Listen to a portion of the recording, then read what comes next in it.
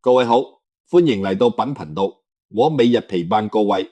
人過70，衣有三不穿，受有三不過，敵有三不處。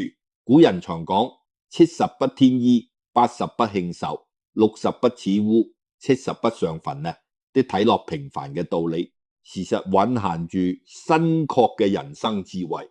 人過70，經歷過人生高低起伏，同埋世事變遷，心態同生活方式都會有所改變。好多長者都會喺日常生活之中總結出屬於自己人生哲理。今日我就同各位探討：衣有三不穿受，有三不過地有三不寸。了解呢啲規矩背後嘅新意，同埋佢哋點樣幫助我哋安安樂樂、舒舒服服咁過晚年。第一，衣有三不穿，乾淨樸實。古人有言：我哋着衫唔好過分花巧俗氣，而唔可以殘舊污糟衫。唔單止係生活必需品，更加係展現一個人氣質同修養嘅表現。尤其係今日物質豐富嘅年代，我哋已經唔需要再為冇衫住而煩惱，反而又識得喺眾多選擇之中揀到合適又得體嘅衣着。作為70歲以上嘅長者，保持整潔得體嘅打扮，唔單止係尊重自己，亦係尊重別人。第一，不穿劣質衣服，舒服最重要。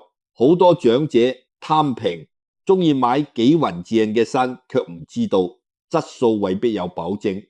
劣質衣物布料粗糙，唔透氣作，上身唔舒服，甚至有機會引起皮膚敏感等問題。更嚴重嘅係出街時，如果件衫突然爆線或者爛咗，就會令人非常尷尬。正所謂平嘢未必有好貨，質素差嘅衫唔單止影響舒適感，仲可能損害健康。所以長者應該揀質地柔軟、透氣又耐着嘅衣物，令日常生活更加粗實同體面。第二，不穿花俏衣服，樸實最重要。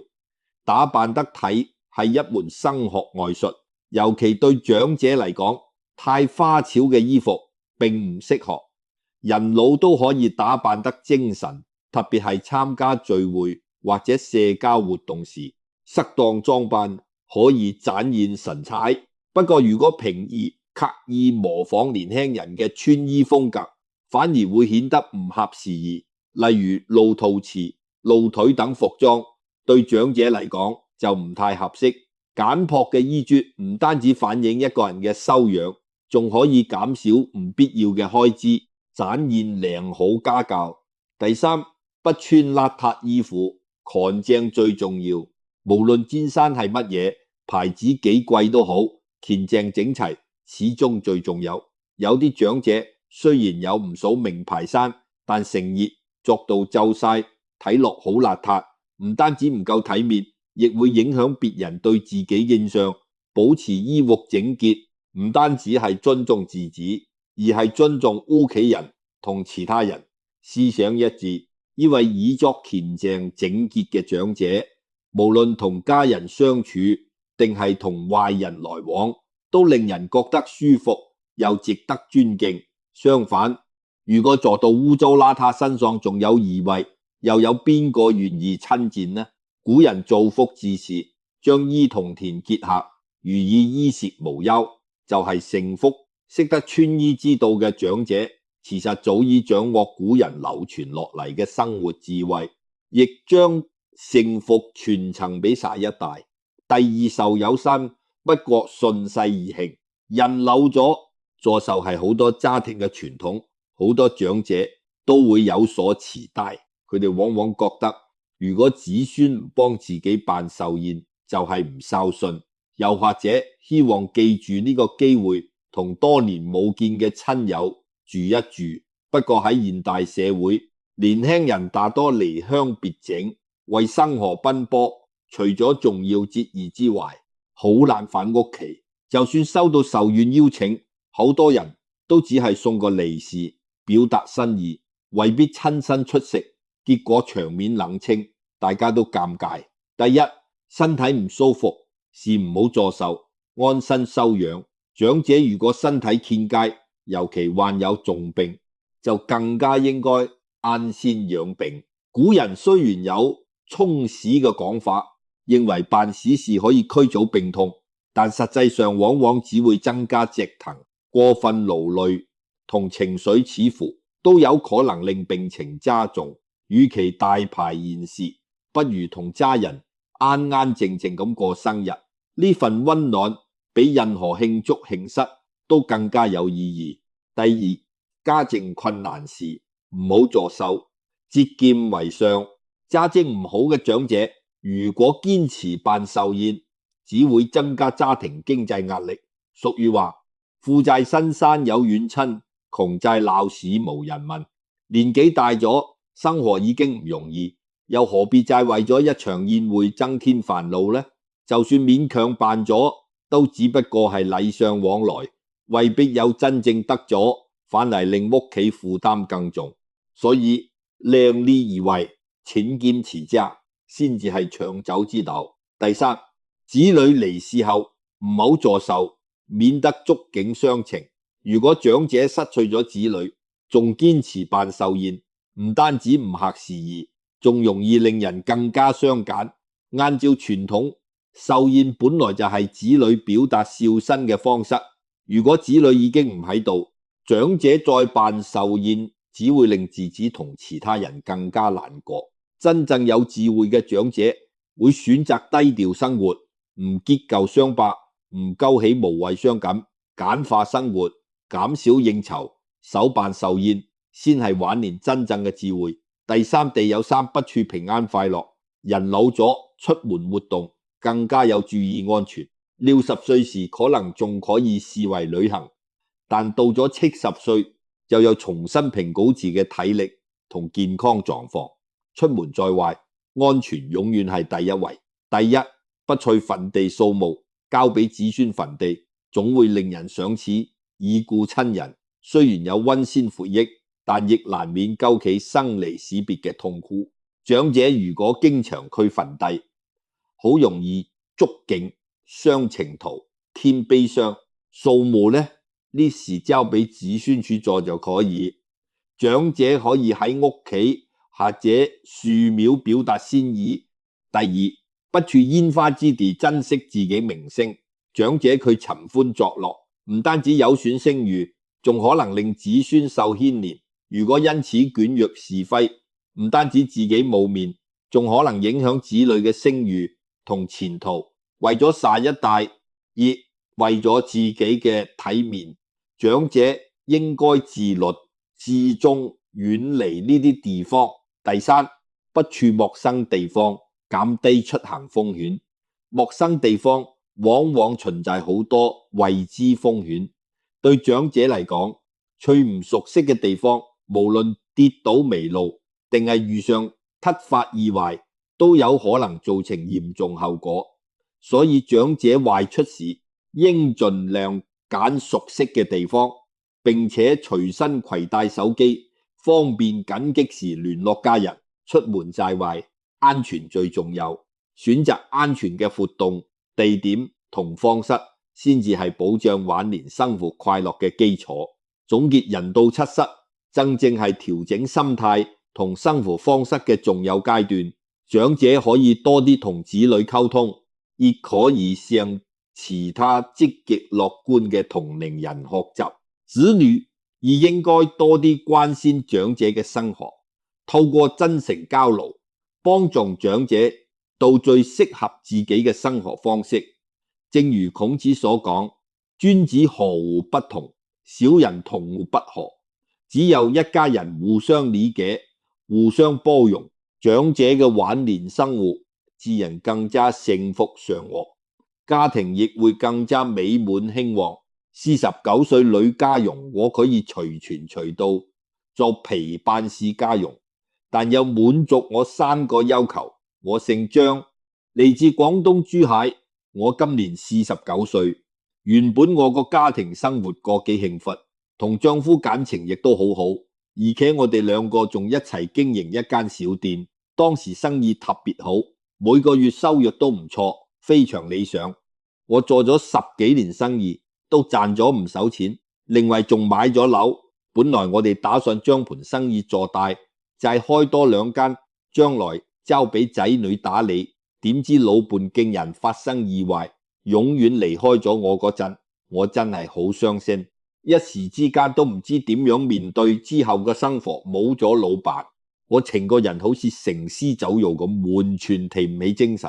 啱啱嗰1-2年生意又唔好，做仔女又要結婚，所有事情一下子湧埋嚟，令我手足無措。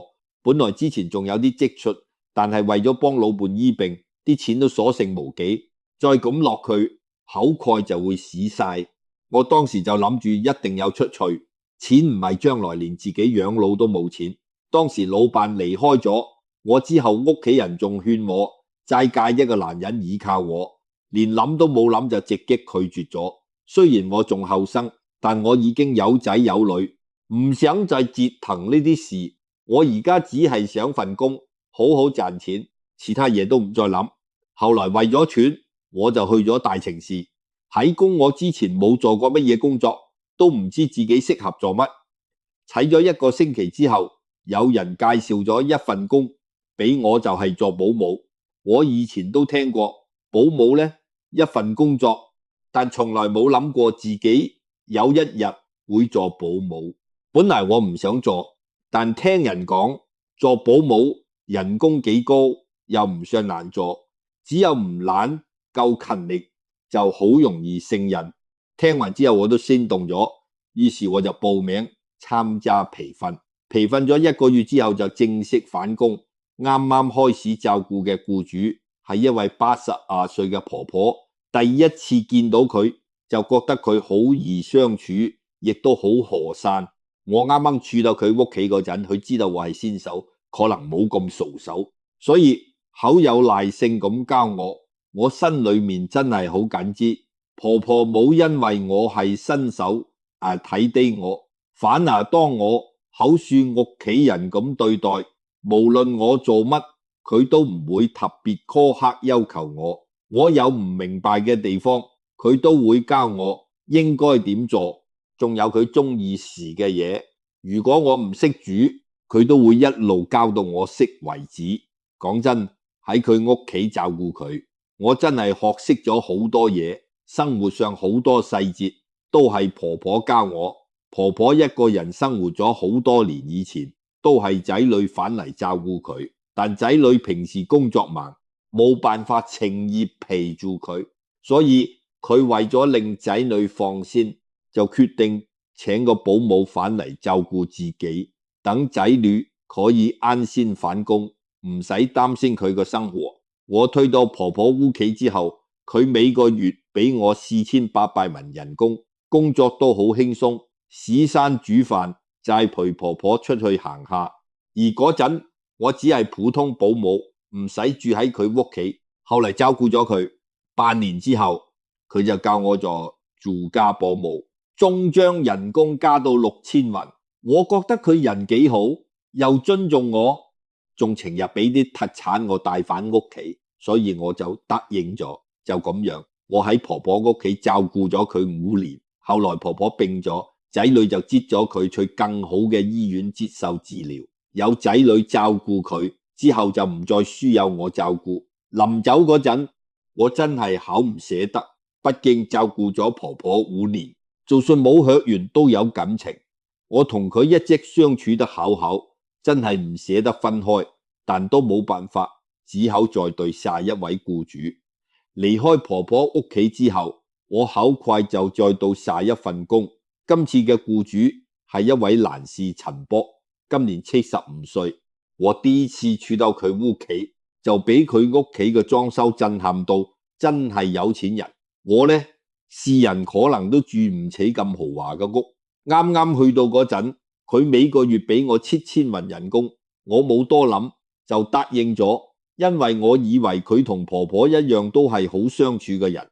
啱啱嚟到佢屋企，佢就同我講話自己年紀大，身體又有啲毛病，所以請保姆就係想一個可以隨傳隨到24小時照顧同陪伴佢嘅住家。保姆問我願唔願意，始初我有啲猶豫，始終佢係男人，屋企又得佢一個。如果我做佢住家保姆，我擔心人哋會誤會我哋嘅關係，而且仲有24小時照顧佢。我覺得一定有慎重考慮，唔係第時俾人講閒話就解釋唔清。後來為咗保障自己，我就向陳博提出3個條件。如果佢答應，我就做佢住家保姆；如果唔答應，我就繼續以下一份工。僱主冇反對，反而教我直接講出嚟。我呢個人一向有乜就講乜，始終有保障自己嘅利益，亦要由自己角度考慮，唔係最後失地嘅就係我第一。如果有我做住家保姆，就一定有尊重我。我係專業保姆，乜嘢應該做，乜嘢唔應該做，我自己心中有數，唔需要佢樣樣安排。只有唔好誠意喺我耳邊不停指指點點，就得工作上應該做嘅，我自然會安排妥當。第二，雖然做住家保姆，但我都需要有自己嘅私人空間同休息時間。就算我有24小時照顧佢，我始終都有自己家庭。我屋企人打電話俾我，我可以接聽同屋企人傾幾句，希望僱主唔好打擾我，唔會誠意講電話，只會喺適當時間聯絡。第三，夜晚休息嗰陣，僱主唔可以未經我同意越我房，有事可以敲門叫我出去，唔可以直接開門越嚟。我都需要私隱，我只係保姆，但我都有自己嘅原則同底線。以上3個要求，只有僱主答應，我即刻就可以做住家保姆。我原本以為僱主唔會接受，點知佢好爽快就全部答應咗。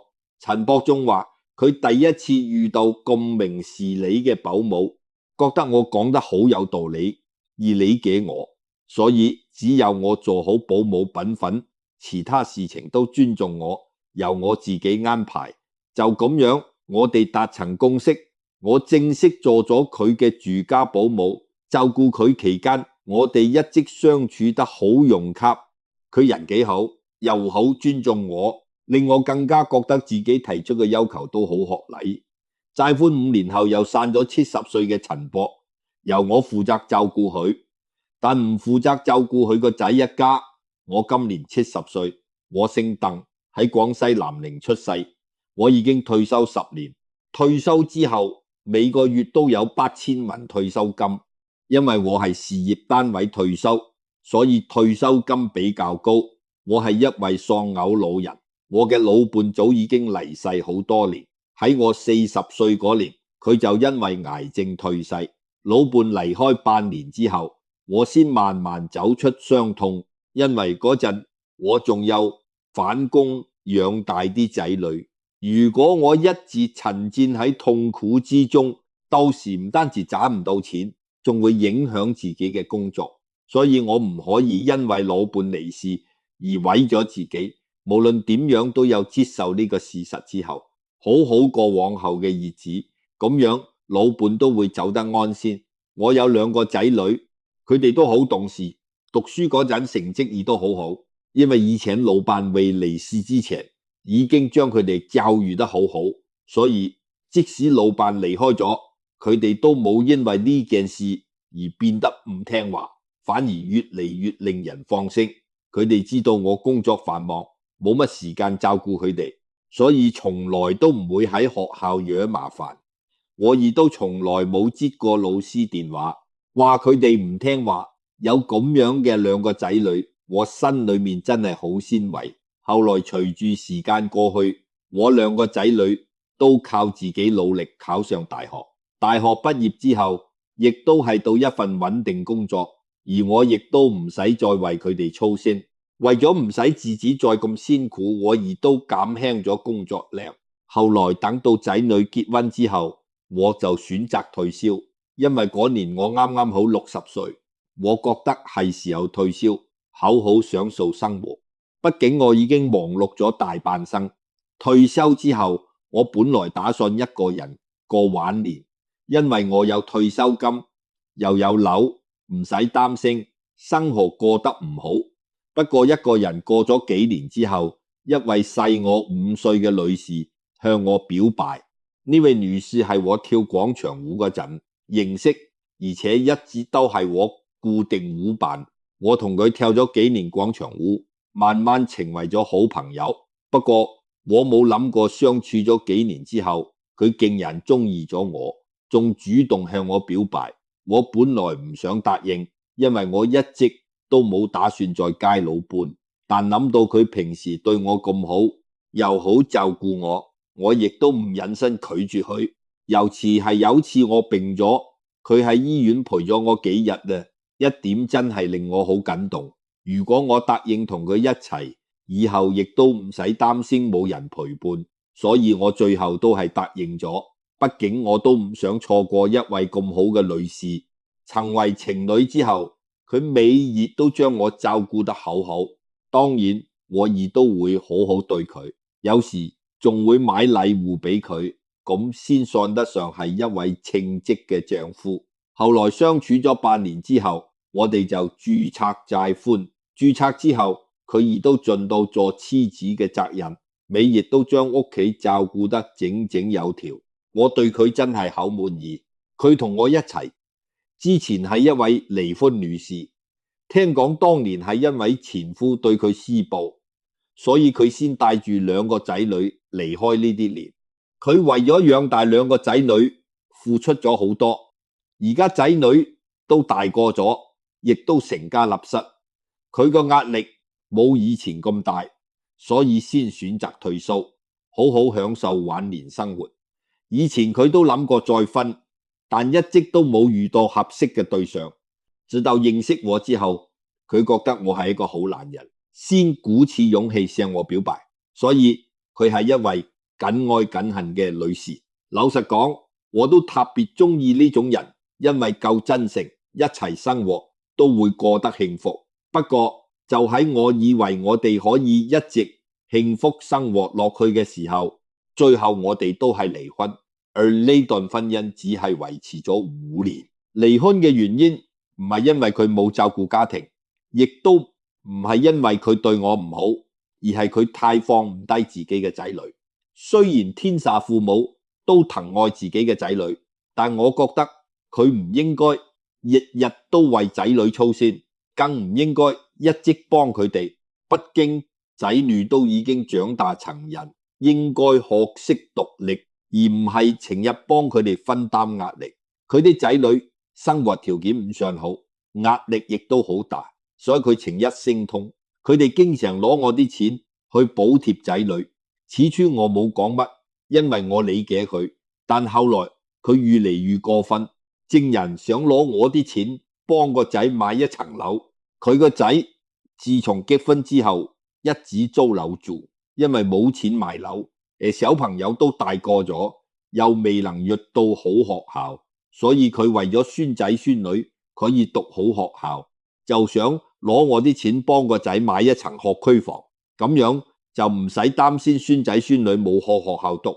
當時我好反對，因為我同佢個仔冇任何血緣關係，我冇責任，亦都冇義務幫佢，而且之前佢已經攞咗好多錢去補貼個仔，我覺得已經足夠，唔可以再繼續向我索取。但佢一直覺得呢啲係我嘅責任同義務，認為既然嫁咗俾我，我就一定要付出，否則就唔算係一位好丈夫。對於佢呢種諗法，我真係好無奈。呢種做法根本就係道德綁架。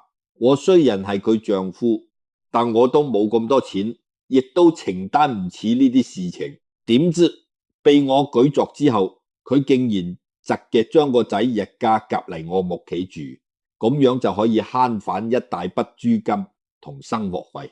當時我真係好嬲，但人都已經搬咗入嚟，我又唔好意思趕人走，只好一直忍讓。自從佢個仔一搬入嚟之後，所有開支都由我承擔，唔單止有負責生活費用，佢哋一家仲有幫手交孫仔孫女嘅學費，付出咁多，仲得唔到任何回報。後來我真係忍受唔到，就提出離婚，因為我做唔到養咁多人，我可以照顧自己嘅老伴，但唔可能養埋佢。成家我冇呢個責任同義務，亦都冇咁偉大，所以為咗唔令自己蝕底，我覺得離婚係最好嘅選擇。離婚之後，佢仲鬧我太過分，話我唔肯付出，令佢白白做咗幾年免費保姆。當時我真係口無語。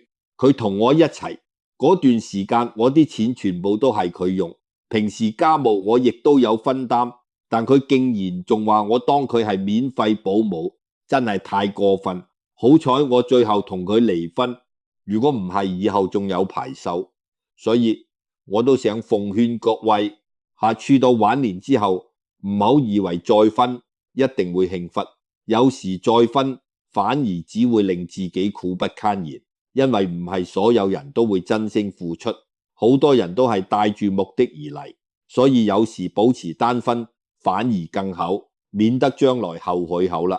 今日我就同各位分享到呢度，多謝各位收睇，希望今日分享嘅內容對各位有所感觸。仲未訂閱本頻道嘅朋友，記得訂閱本頻道，咁我就可以每日陪伴各位，大家一齊成長，一齊幸福，一齊慢慢變老。我哋下次再見。